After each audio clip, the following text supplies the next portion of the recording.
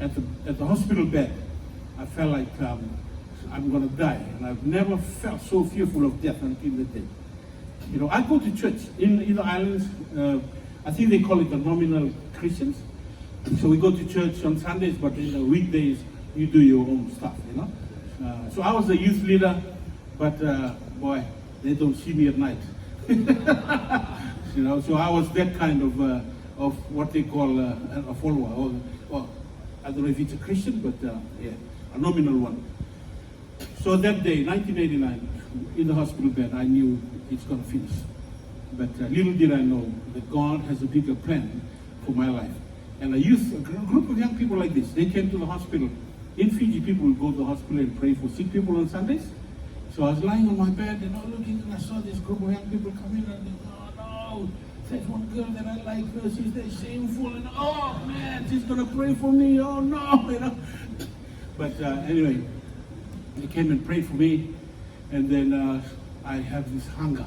I couldn't express it in words, just emptiness and total hunger, looking, searching, you know, for something. And then 25th of December, cut a long story short, my pastor was preaching in a little church in the village, and then he said, in the end, this is a total opposite, because in Fiji, traditional churches, like I go to the Methodist church, we don't call people to come to the Lord in the public. You know what I mean? You don't do that. All you do, sing, stand up, put offering, sing again, pastor preach, go home and eat and sleep. You know, that's what we do. But this particular pastor was different. Everywhere he would preach, in the end, he would ask people to give their heart to the Lord, and we were like, where did this pastor come from? You know, this guy is crazy. This is a Methodist church. This is not like Pentecostal church. You know, so I was sitting there. I was actually sitting in the choir area, you know. And I usually go smoke really high, then I come and sing in the choir. That was one of my favorite things to do, you know. And God is so merciful, eh? Anyway, that day, he said, in the end of the service, anyone here want to give their heart to the Lord? You know, I was sitting in the choir area, and I stood up. I have no idea why I stood up. All I knew, I was standing up. Literally, I felt like, for lack of words, I felt like God took me out of this world, of this condemnation, you know, like what I felt.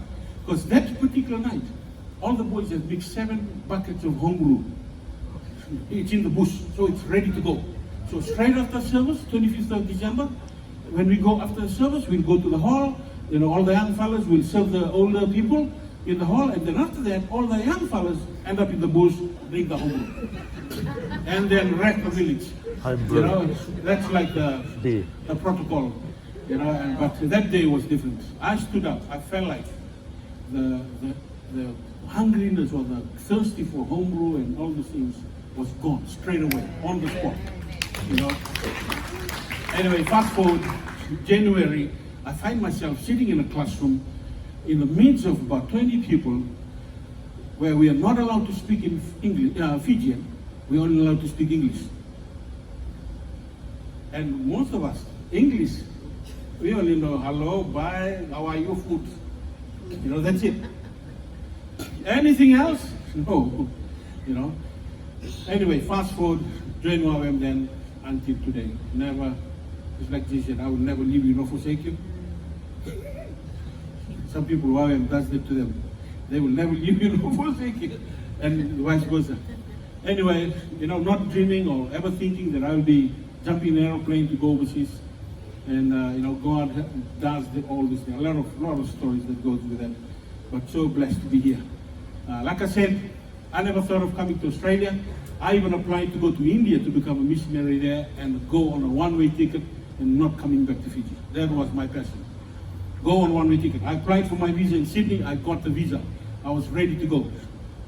I applied to do Bible school, and then in the Bible school, the day I graduated, the following day, the director of Island Bridge in Australia flew over to Fiji and challenged me to come and work with him here in Australia. You know, like I said, everything was a miracle. Visa, I got tickets. I landed at the airport here in Australia with no money. You know, no money in my pocket. No support from the church, no nothing. Total faith, just like Savage. And that was been my life for 10 years before I came here to Australia. And God has done miracle things. So anyway,